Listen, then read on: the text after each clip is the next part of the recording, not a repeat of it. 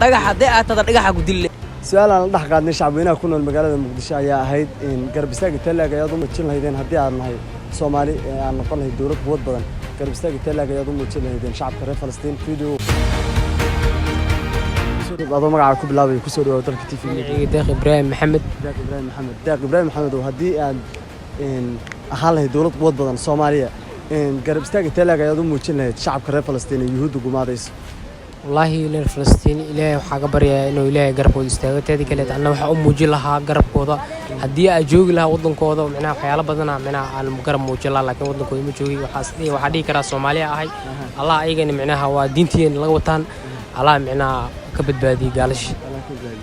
magacaaga Sheekh Nuur Cabdiqaadir Maxamed sallallahu shukuur in waxaad ku soo dhawaatay waxaad noo sheegtaa hadii quwad ahaan aan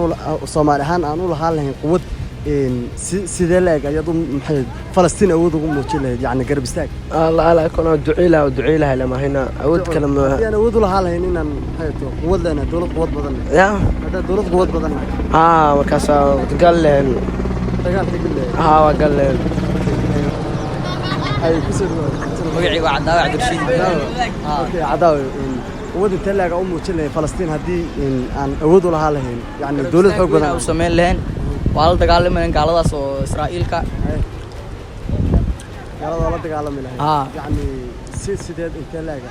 hub naftaada miyad u hor lahayd ma dhagax hadii aad tada dhagaxa ku dileen wixii ahaylna ku dileen okay hadda dhagax way joogtaa maxaa leedahay markaa dhagax aniga hadda meeshaas tagno waa dileynaa gaaladaas saaciideen TV media adoo ku bilaabaya magacaaga magacaygu waa Ismaaciil Abdiqaadir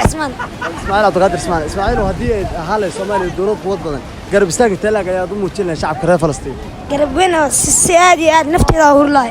soo dhawaad dalka TV media adoo ku bilaabaya magacaaga Ibrahim Abdullaahi Xoosh